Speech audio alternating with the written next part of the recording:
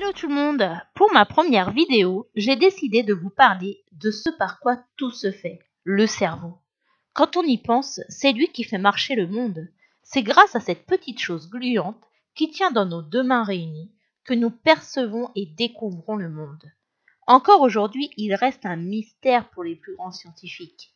Et pour cause, cet organe central assure la régulation de toutes nos fonctions vitales.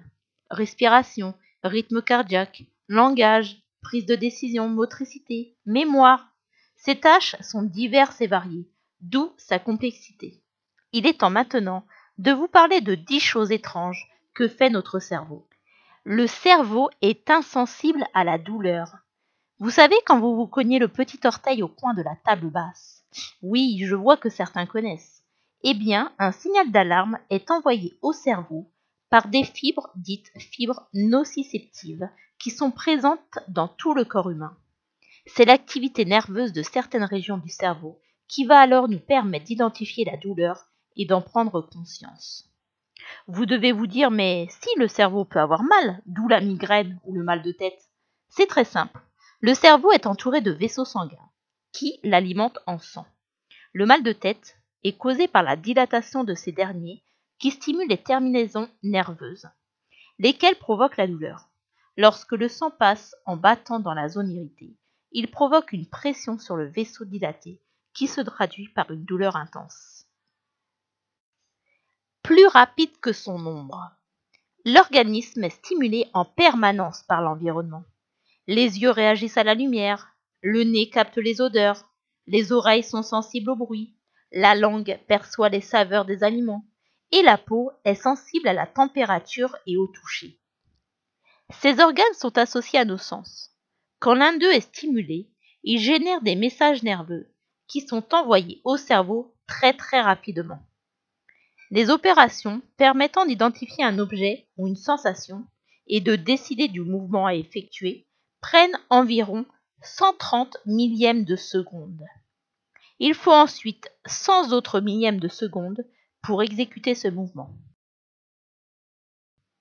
Un petit exemple. Si vous mettez votre main au feu, vous la retirerez tout de suite, sans attendre. Imaginez donc la vitesse que met l'information au cerveau pour lui dire « Attention, c'est chaud ».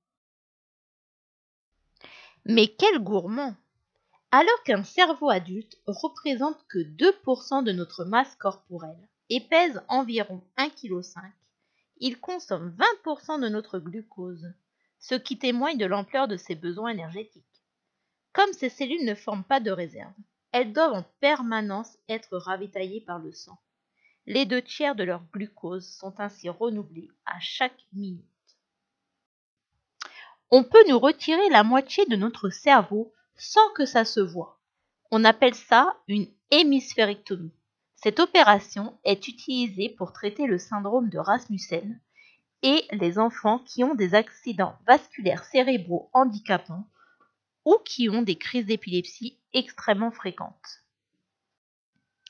Le cerveau humain produit de l'électricité. Quand on est éveillé, le cerveau humain produit environ 25 watts, soit suffisamment d'électricité pour alimenter une petite ampoule. En effet, les 100 milliards de neurones microscopiques présents dans le cerveau fonctionnent et communiquent entre eux par signaux électriques, qui, dans leur totalité, représentent une charge assez suffisante pour éclairer cette petite ampoule. L'alcool et le cerveau. Malgré ce que nous pourrions penser, l'alcool ne nous fait rien oublier du tout. Il empêche tout simplement notre cerveau de se créer des souvenirs.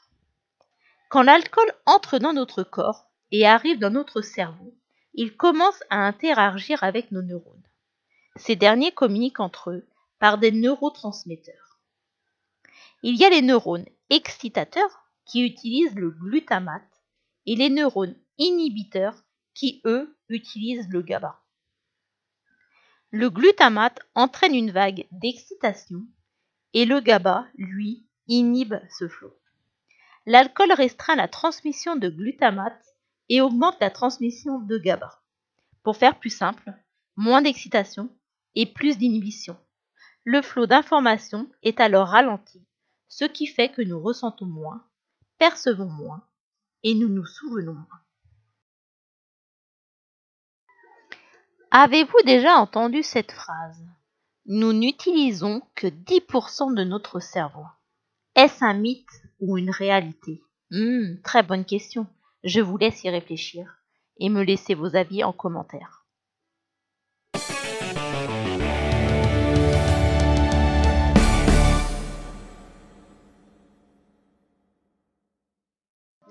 Bâiller refroidit notre cerveau. Le bâillement est une contraction intense de certains muscles de la face et du diaphragme, entraînant une inhalation profonde d'air par l'ouverture de la bouche grande ouverte, suivie d'une courte mais profonde et rapide expiration. La fatigue et le manque de sommeil font augmenter la température interne de notre cerveau. Bâiller sert donc à le refroidir.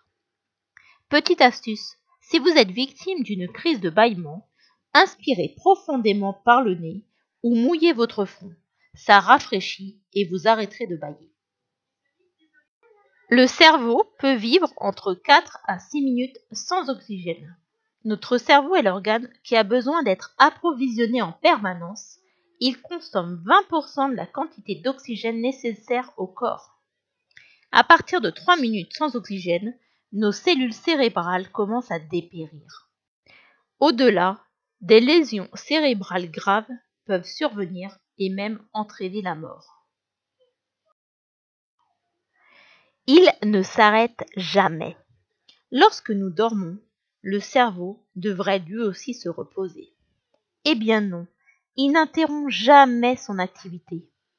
C'est grâce à cette particularité qu'il nous est possible d'intégrer divers paramètres nécessaires pour respirer, rêver, se retourner si notre position ne nous convient plus, et bien d'autres choses encore.